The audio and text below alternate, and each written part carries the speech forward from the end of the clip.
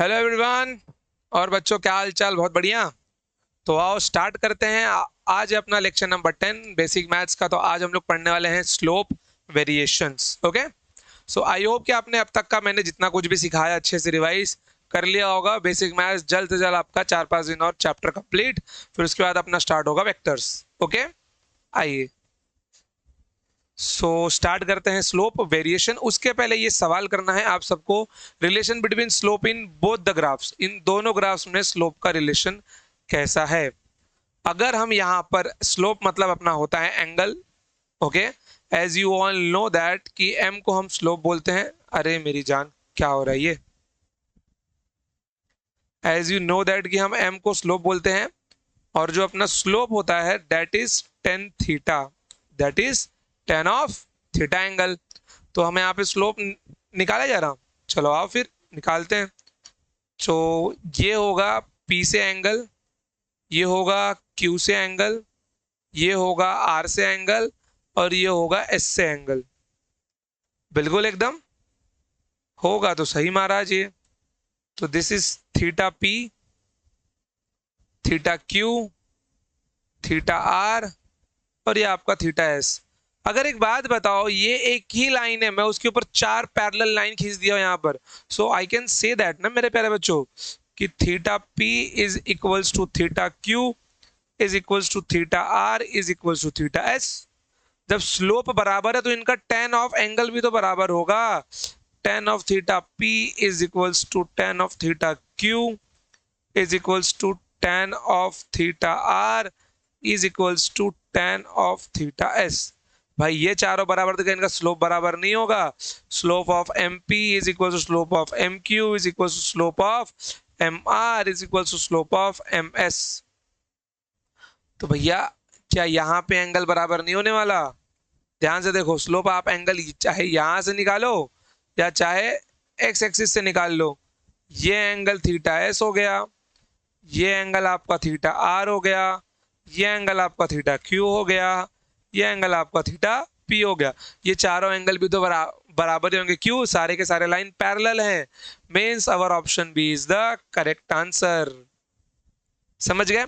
अब एक बात देखो, हम लोग यहाँ पे जो स्लोप निकालते हैं ना, ये तो स्ट्रेट लाइन पे बहुत इजी है, लेकिन अगर किसी कर्व के ऊपर स्लोप पूछ लिया जाए तब क्या करेंगे हम? आओ जरा। ये है अपना रियल ग्राफ जो हमको आगे स्टडी करना है। स्ट्रेट लाइन ग्राफ तो बहुत चिंदी होता है। सपोज करो यहाँ पे मैं आपको 3 पॉइंट देता हूं। ओके, पॉइंट बना लिया जाए भाई। फिलिंग रेड कलर, आ जाओ। तो this is point A, this is point B, and this is point C. कहाँ पे लू? यहाँ पे ले लेता हूँ। ओके, चलिए। So this one is my point A, point B, point C. Find the slope of point A, point B and point C. सवाल लिख लो बे। Find the slope of point A, point B and C. अब भैया, curve पे slope कैसे निकाले? Slope तो हमको पता है, एंगल विद एक्स एक्सिस। लेकिन एंगल निकालने के लिए क्या किया जाए? अगर ध्यान से देखो तो ये जो कर्व है यहां पर, क्या इस कर्व के ऊपर आप लोग टेंजेंट नहीं खींच सकते? पूछता है भारत।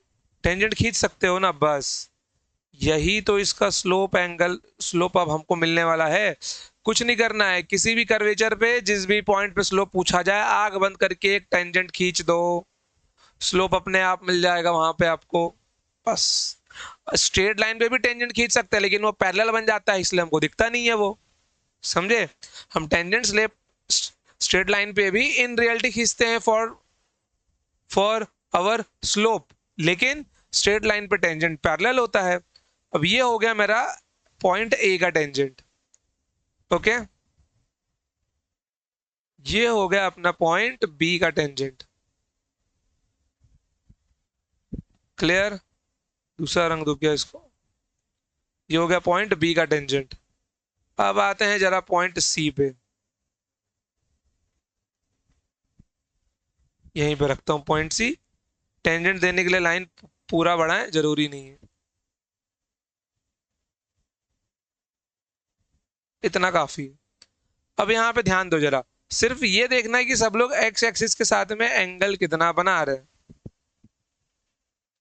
बस।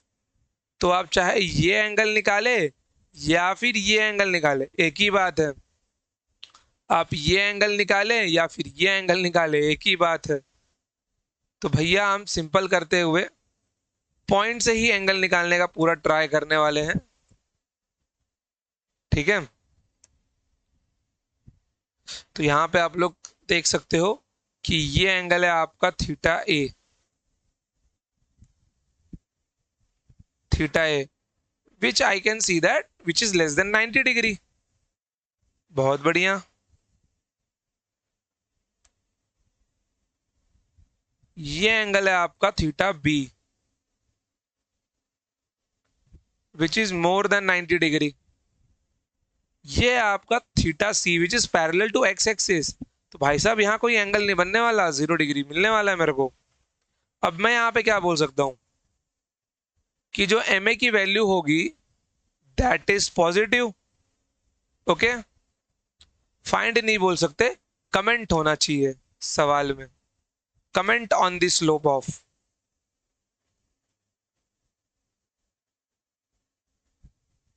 Comment on the slope of point A B and C. चलिए, तो एम ए का स्लोप तो पॉजिटिव हो गया पॉइंट ए का, पॉइंट बी का स्लोप तो नेगेटिव हो गया, लेकिन पॉइंट सी का स्लोप तो 0 हो गया। क्यों, 0 एंगल मिल रहा है ना। तो point C is 10 of 0 degree which is 0। Clear एकदम। तो किसी भी कर्व के ऊपर आपको स्लोप निकालना है, आंख बंद करके टेंजेंट खींच दो, स्लोप आपको मिल जाएगा। मतलब कि स्लोप का सीधा मतलब है कि वो एक्स एक्सिस के साथ में कितना एंगल बना रहा है। वो सिर्फ एक पॉइंट की बात कर रहा हूं मैं। अगर उस पॉइंट को मैं बहुत जूम कर दूं तो क्या मुझे वो स्ट्रेट लाइन नहीं दिखने लगेगा। कर्व तो मेरे लिए बाहर से है ना, अगर मैं उस एक पॉइंट को बहुत जूम कर दूं तो मुझे क्या दिखेगा, वो स्ट्रेट लाइन दिखेगा। Now what is the angle of straight line with the x axis, यही तो टेंजेंट है अपना यहां पर। क्लियर। चलिए आगे बढ़ते हैं। अच्छा, एक पॉइंट और लेता हूं यहां पर।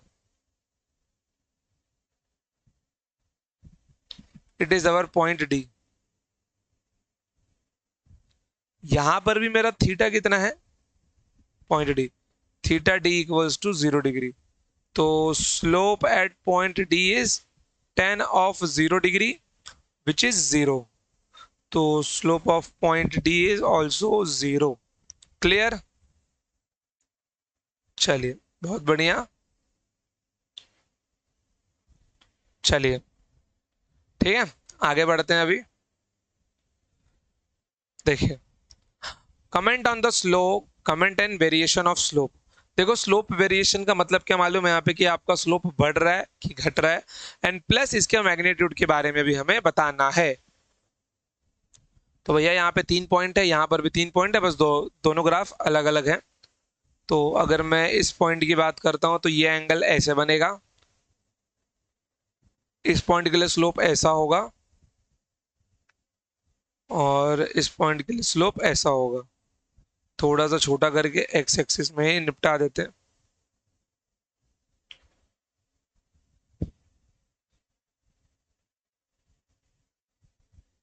ठीक है।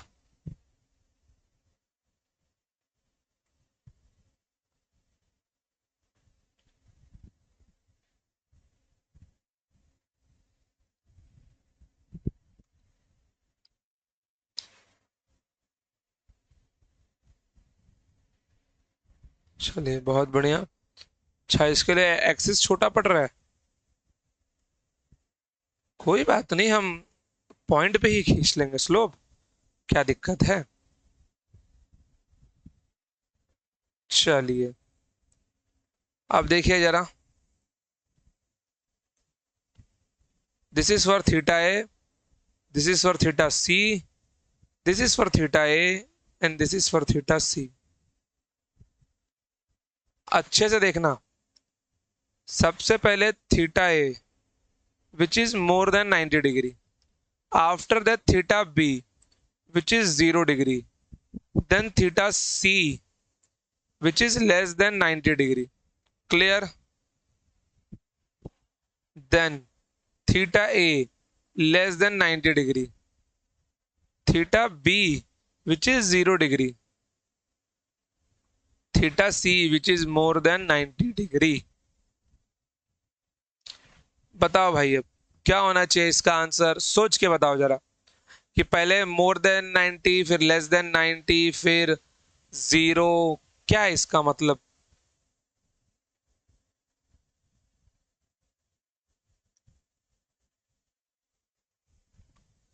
अब अगर ध्यान से देखो आप तो सबसे पहले ये क्या है, नेगेटिव है.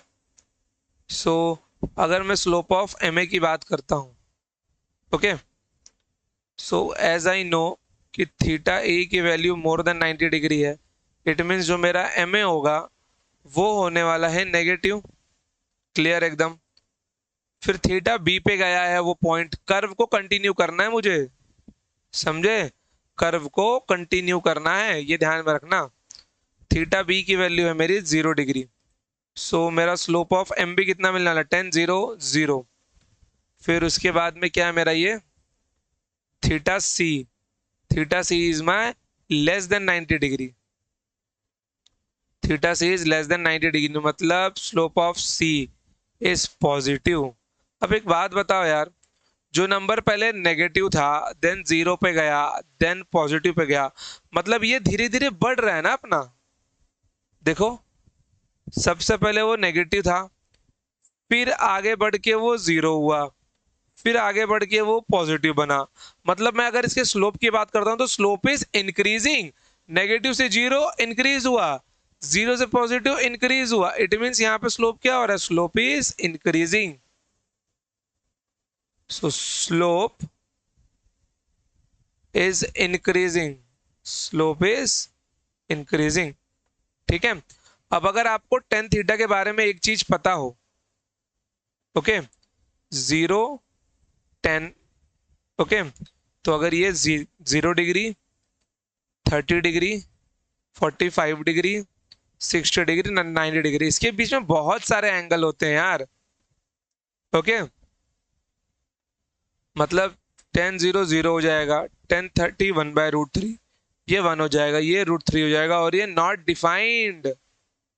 मतलब वैल्यू बहुत बड़ी आएगी बे, वैल्यू बहुत बड़ी आएगी. मतलब अगर कोई एंगल 90 से ज्यादा हो जाए तो उसका जो मैग्नीट्यूड होगा नंबर में तो ज्यादा होगा वो. समझ रहे हो? समझो. तो अगर मैं यहाँ पे इसका स्लोप किया, इसका स्लोप तो यहाँ पे बढ़ रहा है धीरे धीरे, negative 0 positive. But if I want to comment on the magnitude, कि मैग्नीट्यूड में मुझे साइन वाइन नहीं देखना है बे, प्लस माइनस नहीं देखना, केवल नंबर देखना है. तो मैग्नीट्यूड का क्या हो रहा है, देखो यहाँ पर ये 0 हुआ, 10 मोर देन 90,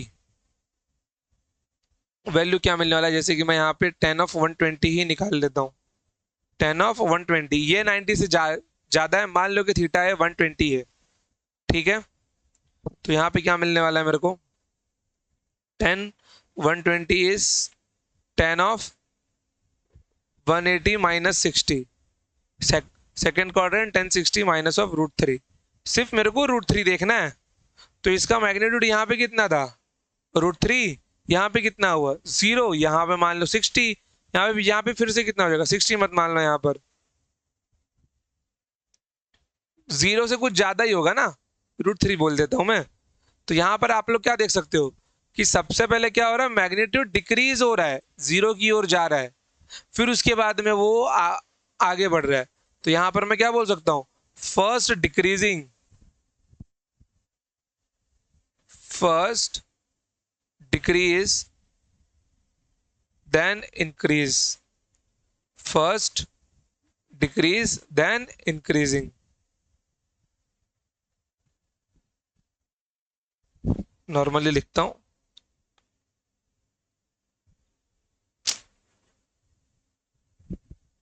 अरे हो जा भाई. चलो लिखो, मैग्नीट्यूड ऑफ स्लोप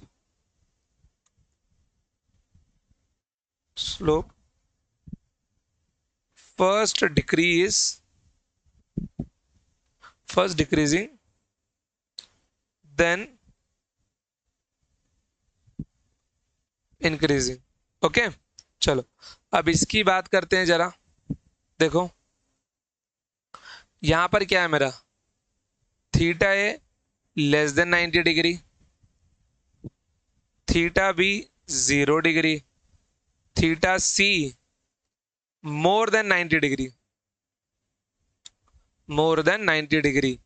तो यहां पर मुझे एम ए क्या मिलने वाला है, पॉजिटिव, एम बी क्या मिलने वाला है 0, एम सी क्या मिलने वाला है नेगेटिव। क्लियर। तो अगर मैं यहाँ पे स्लोप की बात करूं, भाई साहब वो पॉजिटिव से 0 गया है, 0 से नेगेटिव गया है, मतलब पॉजिटिव से 0 की ओर और 0 से नेगेटिव की ओर। तो ये तो डिक्रीज हो रहा है ना मेरे प्यारे भाई। तो इसका जो स्लोप है, स्लोप क्या है, स्लोप इज डिक्रीजिंग। तो इसका जो स्लोप है वो क्या है, slope is decreasing, slope is decreasing. Clear. बात करते हैं मैग्नीट्यूड की। मैग्नीट्यूड के बारे में तुम लोगों के क्या विचार हैं, बताओ जरा। देखो सबसे पहले मैग्नीट्यूड यहां से बढ़ते बढ़ते बढ़ते बढ़ते 0 के पास गया, मतलब यहां से बढ़ थोड़ी रहा है, वो घट रहा है, तभी तो 0 पे गया। फिर 0 से वैल्यू फिर से बढ़ना स्टार्ट हो गई। मतलब अगर मैं ध्यान से देखूं तो ये भी तो 0 के पास गया था, इसीलिए क्या हुआ, पहले डिक्रीज हुआ, तब ऊपर बढ़ने लगा, कुछ एंगल मिला इसको, तब इंक्रीज हुआ। अगर मैं इसकी बात करता हूँ, ये भी तो 0 हो रहा है, फिर कुछ एंगल मिल रहा है इसको। It means again magnitude of slope is first decreasing then increasing, क्योंकि जो 0 तक जाएगा वो डिक्रीज होगा, और जो 0 के आगे जाएगा वो इंक्रीज होगा। सो magnitude of slope, magnitude of slope first increasing, sorry, first decreasing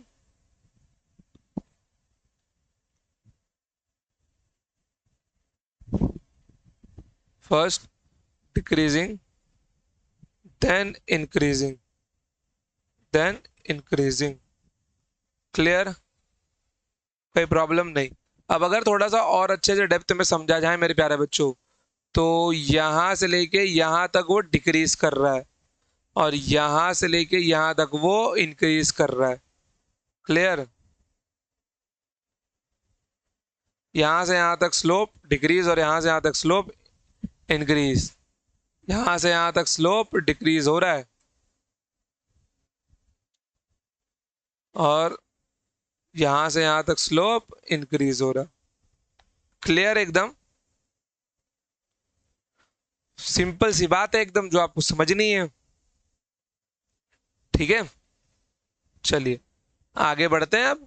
अब इसी ग्राफ को मैं 4 पार्ट भी कर सकता हूं ना, बीच में एक लाइन मार दूं, एक ये ग्राफ, एक ये ग्राफ, बीच में यहां लाइन मार दूं, एक ये ग्राफ और एक ये ग्राफ। बस वही तो करना है हमको अभी।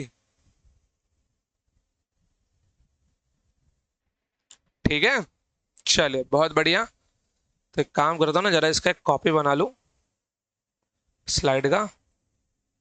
बहुत बढ़िया। अरे बाप रे, अरे माँ, टू फिजिक्स, ये यार मेरे को यही एक चीज पसंद नहीं है इसकी, सच में यार।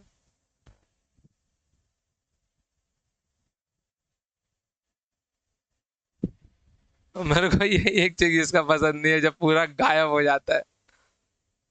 भाई भाई भाई भाई जब मैं ये स्टार्टिंग में सॉफ्टवेयर सीखना स्टार्ट किया था ना, और जब भी गायब होता था ना, ऐसा लगता था बाप रे, पूरी मेहनत चली गई, फिर लिखना पड़ेगा। फिर धीरे धीरे धीरे धीरे करते करते आया सॉफ्टवेयर। लेकिन अभी भी अगर लगता है ना, अभी ये नहीं मालूम होता ना भैया, ये बहुत दुख देता है इतना वापस लिखना। देखो ऐसा क्यों किया मालूम है, क्योंकि पीछे मेरे को चाहिए था ये ऐसा एकदम प्रॉपर ब्लैंक। ओके, तो रेड रेड वाले में मैं यहाँ पे लिखने वाला हूँ slope decreasing, slope increasing, slope decreasing, slope increasing. Clear? Okay, चलिए तो आगे आगे यहां पे बढ़ा जाए। अब देखो, इसको याद करने का सबसे सिंपल रूल है जो हमारे टीचर ने हमको सिखाया था। बेटा स्माइली फेस बनाओ, दो ठो एकदम, समझ गए? दो ठो स्माइली फेस बनाओ तुम, उनको रंगों से भर दिया करो। बोले देखो तुम कि दू दू आंखें तो दोनों जन के पास होंगी, क्या दिख नहीं रहा है क्या मेरे पीछे? Oh my god, too physics. चलो ठीक है। अब अगर ये स्माइल कर रहा है, खतरनाक स्माइल इसकी यार। अब अगर ये स्माइल कर रहा है, इट मींस कि स्लोप इज इंक्रीजिंग। और अगर ये उदास है, कोई इसका भैंस चुरा के भाग गया है, देखो ना, ये भी स्माइली, ये भी स्माइली, ये भी उदास, ये भी उदास, तो मतलब स्लोप इज डिक्रीजिंग। समझ गए? स्माइल अगर ऊपर के साइड है, स्लोप इज इंक्रीजिंग। स्माइल अगर नीचे के साइड है, स्लोप इज डिक्रीजिंग। क्लियर? कोई प्रॉब्लम है यहाँ पर? बिल्कुल भी नहीं। तो एक छोटी सी गलती हो गई हमसे। कौन सी पता है? मैं यहाँ पे मैग्नीट्यूड लिखना चाहता था, ठीक है, मैं गलती से स्लोप लिख बैठा। माँ कसम भी, क्या हो गया?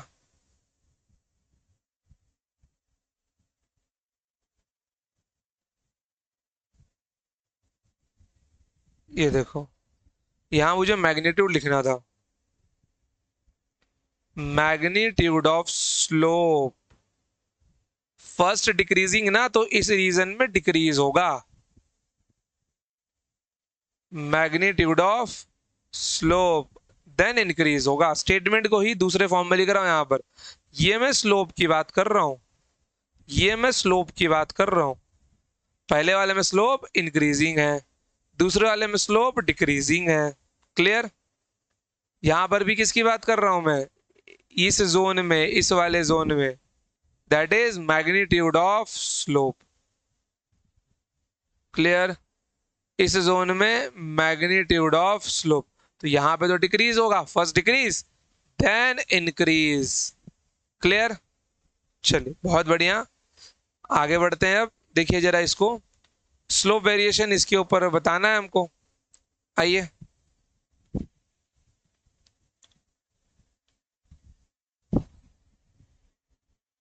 चलिए अब अगर आप लोग ध्यान से देखें तो मेरे को इसका स्लोप वेरिएशन बताना है, तो मेरे को स्लोप वेरिएशन के साथ में इसका मैग्नीट्यूड भी बताना है। अब तो स्लोप इंक्रीज हो रहा है कि डिक्रीज, एंड साथ ही साथ में कमेंट करना है हमको इसके मैग्नीट्यूड पर। किस पे कमेंट करना है? इसके मैग्नीट्यूड पर कमेंट करना है। अब अगर ध्यान दो, ये चेहरा किसका है? स्माइली जैसा नहीं बन रहा? मैं अगर इसका मिरर इमेज निकाल दूं तो स्माइली बन रहा है ना पूरा पूरा। इसके आगे का हिस्सा क्या होगा? स्माइली होगा। तो स्लोप तो क्या होने वाला है मेरा? इंक्रीजिंग होने वाला है। ये उस स्माइली का आधा पार्ट है।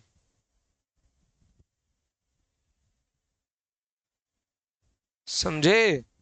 इसको निकालो। अब अगर जरा तुम एंगल को देखो, तो एंगल यहाँ पे मोर देन 90 डिग्री है, थीटा की वैल्यू मोर देन 90 डिग्री। यहाँ पे थीटा की वैल्यू 0 है, मतलब 90 से 0 की ओर जा रहा है। मैग्नीट्यूड ऑफ स्लोप क्या हो रहा है यहाँ पर? Magnitude of slope is decreasing. Clear? कोई सवाल जवाब नहीं, बस बहुत बढ़िया, एकदम भौकाली रूप से समझ जाओ तुम। ठीक है, आओ इसके अंदर देखो जरा, फिर से देखोगे भाई, ये किसका आधा पार्ट है? स्माइली का नहीं है ये। स्माइली में जो आपका स्लोप होता है, स्लोप इज इंक्रीजिंग। देखो ना, एंगल 0 से निकल के कहां तक जा रहा है? थीटा की वैल्यू मोर देन 90 डिग्री, यहाँ पे थीटा 0 है, तो थीटा तो मेरा बढ़ रहा है यहाँ पर ना। सॉरी, लेस देन 90 होगा ना, अब 90 नहीं हुआ है। थीटा पूरा पूरा ऊपर देखे तो ये 90 बन जाएगा अगर ऐसा खींचेंगे तो इसको। बिल्कुल, तो 0 से 90 मतलब स्लोप इज इंक्रीजिंग। अगर मैग्नीट्यूड की बात करो भैया, मैग्नीट्यूड भी तो बढ़ रहा है, तो magnitude of slope is decreasing. Clear?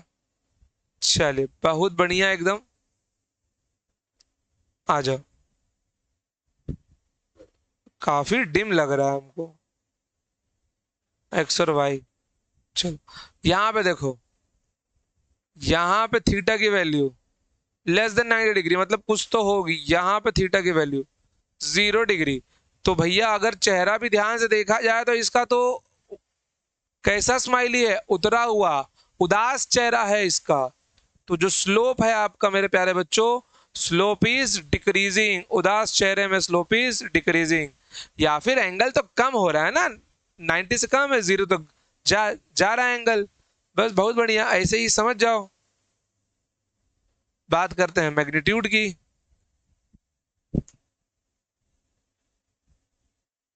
Magnitude ध्यान देखो, एंगल से 0 तक जा रहा है, नंबर भी कम होगा भाई, तो मैग्नीट्यूड इज ऑल्सो डिक्रीजिंग। अगर ऐसे नहीं समझ पा रहे हो तो यहां आ जाओ। देखो यहां पर यही वाला ग्राफ निकाला है, वहां पर बस इतना सा हिस्सा। तो magnitude of slope first decreasing, समझे? Magnitude of slope first decreasing. इसको देखो, ये उदास चेहरे का आधा पार्ट है, थीटा 0 है, 0 से कुछ थीटा पहुंच रहा है विच इज मोर देन 90 डिग्री। तो भैया यहां पर मैं अगर स्लोप की बात करूं, बताओ जरा क्या होने वाला है। ये एक्यूट एंगल नहीं है, ये एम यहाँ पे नेगेटिव होगा, यहाँ पे एम 0 है। तो क्या बनने वाला है slope? Slope is decreasing. Slope is decreasing. तो स्लोप की जो बात होगी मेरे प्यारे बच्चों, स्लोप क्या हो रहा है, यहाँ पर डिक्रीज हो रहा है। Slope is decreasing. एक काम करते हैं ना, जरा यहाँ पे ना आप लोग एंगल्स लिख लो, ताकि रिवीजन में हेल्प हो कि हमने ऐसा क्यों लिखा था।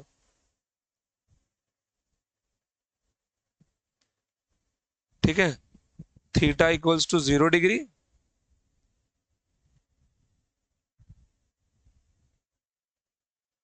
इस पॉइंट पे देखना है तो थीटा इज लगभग लगभग less than 90 degree, more then तो नहीं गया अभी तक, less than 90 degree.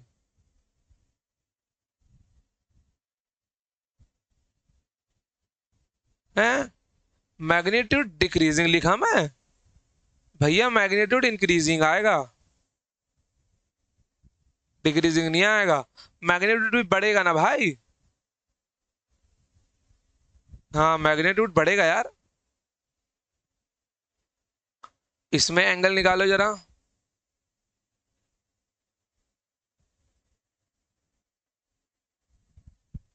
So theta equals to 0 degree, sorry sorry sorry, less than 90 degree. तो स्लोप की वैल्यू तो यहां पर डिक्रीज होगी, और अगर स्लोपवा घटेगा तो भाई साहब मैग्नीट्यूड भी घटेगा ना। इस पॉइंट पे थीटा इक्वल्स टू 0 डिग्री, तो slope is decreasing, magnitude also decreasing. इस पॉइंट पे देखो जरा, एंगल अगर यहां पे निकालूंगा मैं, so theta equals to 0 degree, और अगर मैं इस पॉइंट की बात करता हूं, ठीक है, तो इस पॉइंट पे जो एंगल है अपना थीटा, ये मोर देन 90 डिग्री है कि नहीं है? तो मोर देन 90 डिग्री में क्या आता है बाल को, जरा बताओ क्या आता है मोर देन 90 डिग्री में? Slope is decreasing. क्यों? वो 0 से नेगेटिव की ओर जा रहा है। यहां पर मेरा जो एम है वो माइनस होने वाला है, और यहां पर जो एम है मेरा वो 0 है। तो स्लोप इज डिक्रीजिंग। बट अगर मैं मैग्नीट्यूड की बात करूं, कुछ एंगल है उसके पास, तो डेफिनेटली इस पॉइंट से तो ज्यादा ही होगा, तो slope is increasing. Slope is increasing. Clear? इस पॉइंट पे आगे देखो जरा। अच्छा, ये ग्राफ कैसे बने, क्यों बने, वो आगे हम सीख लेंगे, पैराबोला, रेक्टेंगुलर, हाइपरबोला में। अभी केवल इसका स्लोप निकालने पे ध्यान दो। तो ये हो गया इसका पहला टेंजेंट, और ये हो गया इसका दूसरा tangent. So theta which is more than 90 degree, theta which is 0। तो भाई यहाँ पे डिक्रीज क्या हो रहा है? अगर मैं यहाँ पे स्लोप की बात करता हूं तो एंगल तो कम हो रहा है।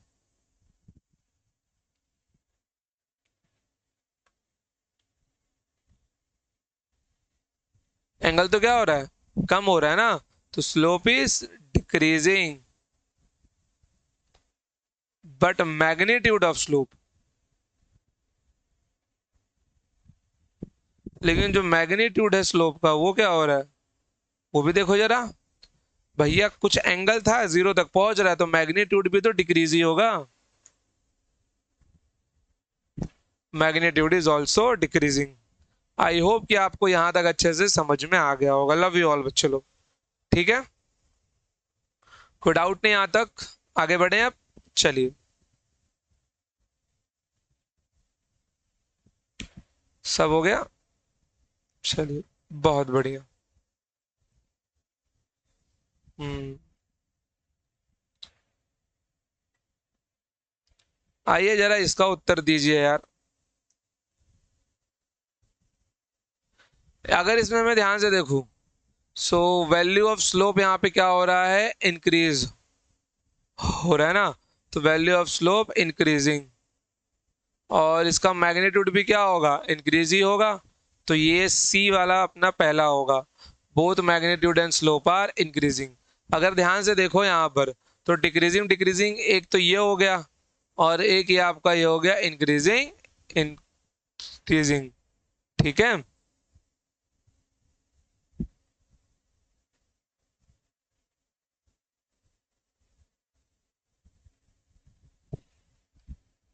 एक पैटर्न नजर आ रहा है ना थोड़ा सा।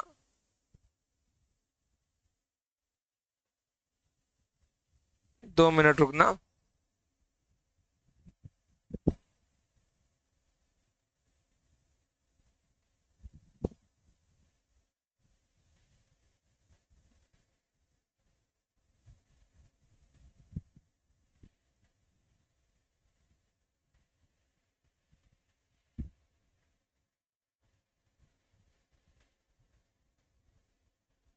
हम्म, ये वाला ग्राफ और ये वाला ग्राफ डिक्रीजिंग डिक्रीजिंग, और ये वाला इंक्रीजिंग इंक्रीजिंग। ये डिक्रीजिंग डिक्रीजिंग और ये डिक्रीजिंग इंक्रीजिंग ना। तीसरे वाले के साथ पैटर्न ही नहीं बन रहा है, छोड़ो जा, जाने दो। आप इसको ऐसे ही ध्यान में रखो। ओके, एंगल से और वैल्यू से आप लोग पहचान सकते हो। तो अपना सी वाला तो पहला वाला ये हो गया। दूसरा क्या है यहाँ पर? अगर ध्यान से देखो तो एंगल यहाँ पे 90 से ज्यादा होगा, फिर 0 पे जा रहा है तो स्लोप इज डिक्रीजिंग और magnitude is also decreasing.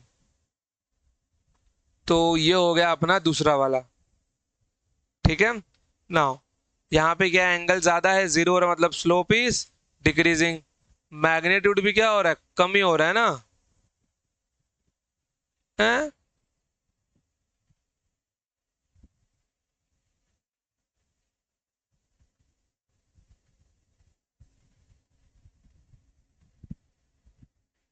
Thumb,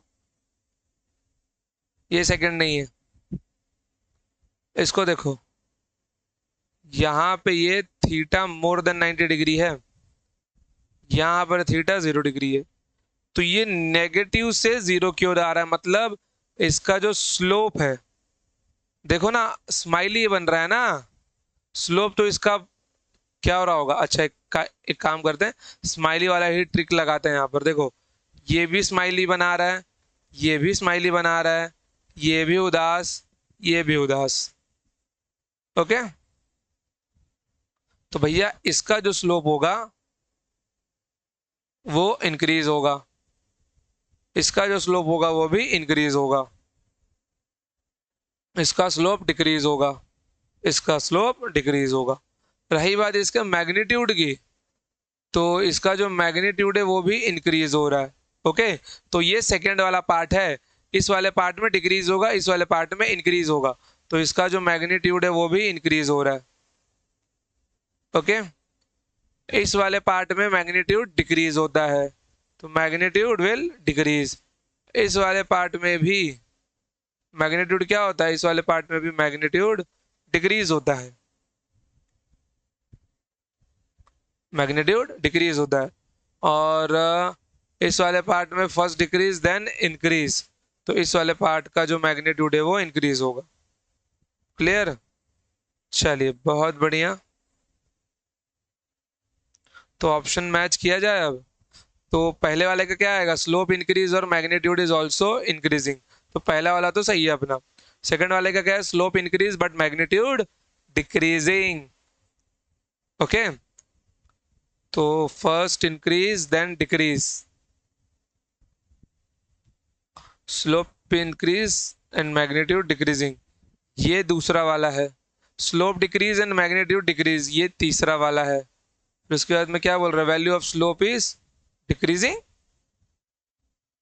but magnitude increasing. रुको रुको रुको रुको, ये क्या हो गया ना सा इसको, अरे यार कसम से उल्टा एरो था, मैं सीधा बना दिया।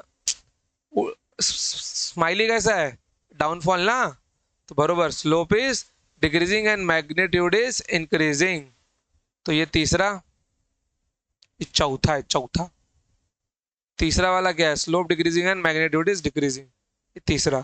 भाई देखो याद करने के साथ सबसे सिंपल तरीका है, डाउन स्माइली डाउनवर्ड है तो स्लोप इज डिक्रीजिंग, स्माइली अगर अपवर्ड है स्लोप इज इंक्रीजिंग। उसके बाद में जो दोनों में कॉमन पॉइंट है, first decreasing then increasing, first decreasing then increasing. Clear? कोई प्रॉब्लम इसके अंदर नहीं, ऐसे ही ध्यान में रख लो इसको। ओके, ऐसे ही ध्यान में रख लो आप लोग। क्लियर एकदम, क्योंकि हमने इसको बीच में से 4 पार्ट में करके देखा ना ग्राफ, ये वाला भी देखा और ये दोनों ग्राफ भी देख लिया हमने। ठीक है, चलिए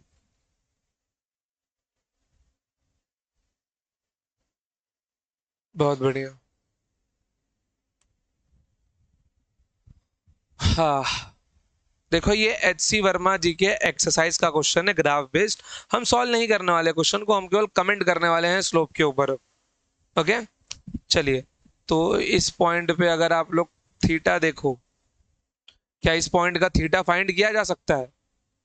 बिल्कुल किया जा सकता है भाई, मुझे केवल स्लोप निकालना है और कुछ भी नहीं। अगर मैं इसकी वैल्यू देखो तो इसकी वैल्यू 50 नहीं है, और क्या इसकी वैल्यू 2.5 नहीं है। बाकी की बातें बाद में, टेन थीटा लगा लो ना स्लोप निकालने के लिए। तो स्लोप एट पॉइंट ओ ले लो, क्या दिक्कत है, slope at point O ten of theta opposite upon adjacent 50 upon 2.5, कितना मिल जाएगा मेरे को आंसर, 200 में मिल जाएगा ना, ऊपर नीचे 10 का मल्टीप्लाई कर दूंगा तो ये बन जाएगा 500, ये बन जाएगा 25, तो 5 25 आंसर 25। गजब, लिखने वाले लिख लो इसको, 250 डिवाइडेड बाय 25, 10 से जाएगा आंसर कितना आ जाएगा 20।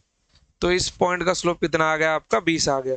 चलो, तो ये लाइन ओ ए है, तो slope of line O A, ये लाइन ए बी, भाई slope of line A B 0 नहीं होगा, एंगल ही नहीं बन रहा। ये वाला देखो, इसको नाम दे दो थीटा 1, तो भैया तो बस इस पॉइंट का स्लोप निकालना भी सिंपल ही है। देखो ये इस पॉइंट के लिए हो गया बेस, काहे नहीं खींच रहा है, और ये हो गया हाइट, और यहाँ पे आपका हो गया थीटा 1। तो स्लोप निकालना कहाँ मुश्किल है। अगर मैं इसकी हाइट ध्यान से देखो तो ये भी 50 है, और ये जो लेंथ है ये भी आपका 2.5 ही है। इजी, इसका भी स्लोप थीटा 1 का भी कितना आएगा, पॉइंट BC का slope of BC is also 20। Clear एकदम? हाँ, इसका स्लोप हमें निकालना पड़ेगा, इस वाले पॉइंट का। इसका नाम रख देता हूं मैं थीटा 2। ठीक है, हालांकि slope of distance time graph आपका होता है वेलोसिटी और डिस्प्लेसमेंट टाइम ग्राफ। ओके, सो यहाँ पर मैं वो पॉइंट लिख देता हूँ, हम आगे इसको मोशन इन स्ट्रेट लाइन में अच्छे से समझेंगे, या फिर जब अपना वो स्टार्ट हो जाएगा कैलकुलस वाला part. Okay, so slope of distance time graph,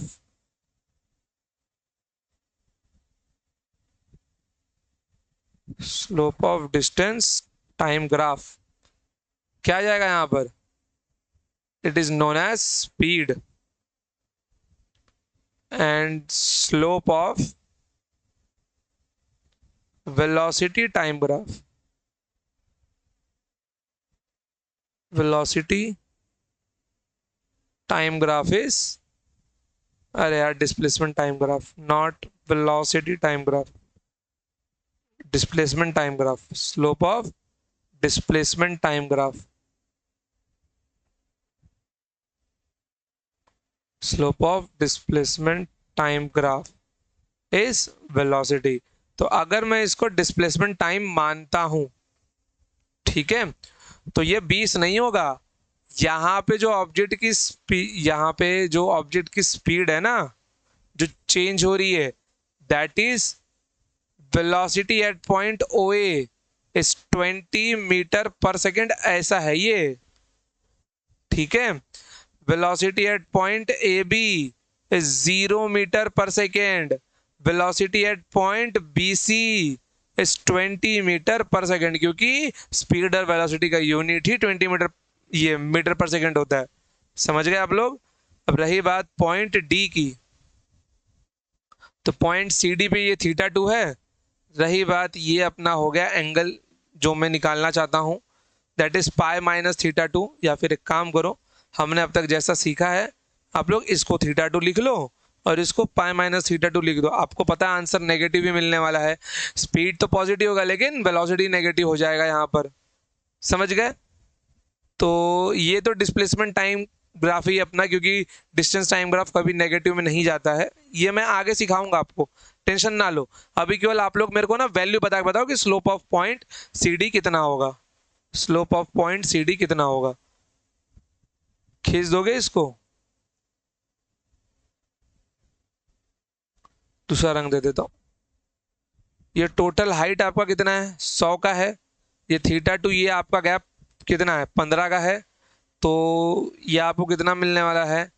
10 of theta 2 minus 10 of theta 2, in short मुझे ऐसा बोलना चाहिए, negative 10 of theta 2 which is negative of 100/5, sorry हाँ, बीच में 5 का गैप है ना। कितना आ रहा है ये आपको? ये भी 20 आ रहा है, बहुत बढ़िया। मीन्स डिक्रीजिंग स्पीड भी उतनी ही है रियल में देखा जाए तो, 20 मीटर पर सेकेंड, बहुत सही। मीन्स इसको 100 मीटर पर सेकेंड पे जाने के लिए टाइम कितना लगा? 10 सेकेंड का, लेकिन 0 मीटर पर सेकेंड पे जाने के लिए इसको टाइम कितना लग गया यहाँ पर? सिर्फ 5 सेकेंड का ही लगा रियल में देखा जाए तो। चलिए, तो आई गेस कि अपना यहाँ पर वेरिएशन फॉर्म कंप्लीट होता है, स्लो वेरिएशन सिर्फ अपना यहीं तक था। आई होप कि आपने इसको अच्छे से सीखा होगा, देखा होगा, जाना होगा और पहचाना भी होगा। सिर्फ क्या ध्यान में रखना है, स्माइली स्लोप इंक्रीजिंग, फेस उदास स्लोप डिक्रीजिंग। आफ्टर दैट दोनों में एक कॉमन पॉइंट है कि magnitude of slope first decreasing then increasing. Clear एकदम? चलिए ठीक है, तो अब आते हैं हम लोग अपने अगले पॉइंट के ऊपर, विच इज रेक्टेंगुलर हाइपरबोला। ले क्या उसको, क्या इतने पे ही रख दें? रेक्टेंगुलर हाइपरबोला के लिए एक सेपरेट वीडियो निकाल लेंगे फिर, जिसके अंदर हाइपरबोला और पैराबोला दोनों रख देंगे। स्लोप वेरिएशन के लिए हम लोग इतना ही रखते हैं, ठीक है बच्चों? चलिए कोई नहीं, आइए, तो चलिए फिर आज का लेक्चर हम लोग यहीं पे अपना स्टॉप करते हैं। आई होप कि आपको बड़े अच्छे से समझा होगा। ठीक है बच्चों, देखो अपने ये लेक्चर की सीरीज अपने सारे दोस्तों तक पहुंचाओ, और डेफिनेटली आपको ज़्यादा नहीं बच्चों, सिर्फ 4 चैप्टर के बाद में थोड़ा सा लेवल समझ में आना स्टार्ट होगा कि आपके नोट्स में और आपके बैचमेट्स के नोट्स में जमीन आसमान का अंतर है, जो कि ऑफलाइन कोचिंग में जाके पढ़ रहे हैं। मैं ऐसा नहीं कहता कि ऑफलाइन में नहीं पढ़ाते, लेकिन सीटी लेवल के ऊपर अच्छा कंटेंट देना बहुत कम जगहों पे ही मिलता है, ज़्यादा अच्छी जगहों पे ही ऐसा कंटेंट कहीं नहीं मिलने वाला आपको। क्योंकि अगर मैं आपको रियलिटी बताऊं, देखो एग्जाम के 3 लेवल होते हैं, जेई, नीट एंड सीईटी। तीनों एग्जाम का सिलेबस लगभग लगभग सेम होता है, फिजिक्स का पोर्शन। ओके, फर्क आता है सिर्फ एग्जाम के डिफिकल्टी लेवल में। तो फिर जेई वाला बच्चा सीईटी फोड़ लेता है, सीईटी वाला बच्चे के लिए सीईटी का टाइम कभी वो यूज ही नहीं कर पाता। देखो क्यों, मैं आपको बताता हूँ। सबसे पहले वो फेब और मार्च में बोर्ड का पेपर देगा, फिर उसके बाद में अप्रैल टाइम पास करेगा, मई में रिजल्ट आएगा, जून तक वो फॉर्म भरेगा, जुलाई में लिस्ट लगेगा कॉलेज का, अगस्त में कहीं कॉलेज स्टार्ट होगा, तो अगस्त, सितंबर, अक्टूबर, नवंबर, दिसंबर, ठीक है, नवंबर, दिसंबर, 5 महीना यहाँ पे खत्म हुआ। जनवरी, फेब एंड में कॉलेज का 11th का फाइनल एग्जाम। तो वो 7 महीना, 6 से 7 महीना ही 11वीं में बिताया। फिर उसका 12वीं क्या हुआ, 12वीं स्टार्ट हो गया। ओके, सो उसको 11वीं में मिला केवल 7 मंथ्स, देन 1 साल का पूरा 12वीं, अगेन अगले फेब में उसका बोर्ड का पेपर। तो वो प्रॉपर सिर्फ 1 से 1.5 साल तक ही अपनी 11वीं 12वीं की तैयारी करता है। अब अगर इसमें वो इंटीग्रेटेड नहीं है तो वो कॉलेज जाएगा, तो कॉलेज के असाइनमेंट, प्रोजेक्ट्स, होमवर्क, जर्नल, दुनिया भर का पंचौरा उसको मिल जाता है करने के लिए। तो ये 1.5 साल की तैयारी में, क्योंकि जेई वाला बच्चा स्टार्टिंग से इंटीग्रेटेड होते हैं लगभग सब, और सीईटी वाले इंटीग्रेटेड नहीं होते, यही उनकी गलती होती है। तो डेफिनेटली इन सब के बीच में फिजिक्स सब्जेक्ट हमको अपना बहुत अच्छा करना है, समझ गए, ताकि हम अपने सीईटी के ऊपर ही हम सीयूईटी दे पाएं, बिट सेट दे पाएं, जेई मेंस दे सकें, नीट का पेपर दे सकें, उतना हमको पढ़ के जाना है। ठीक है, चलिए, तो आज के लिए इतना ही, मिलते हैं next time. Till then tata bye bye, जय हिंद, जय भारत, लव यू ऑल। तो अब हम लोग अगली बार स्टार्ट करने वाले हैं रेक्टेंगुलर, हाइपरबोला एंड पैराबोला में एक ही वीडियो में निपटा दूंगा, और एक में लूंगा सेपरेट एलिप्स का वीडियो, उसके बाद में क्वेश्चन सॉल्विंग, फिर उसके बाद अपना सिर्फ बचेगा कैलकुलस पार्ट। ओके, चलिए, बाय बाय।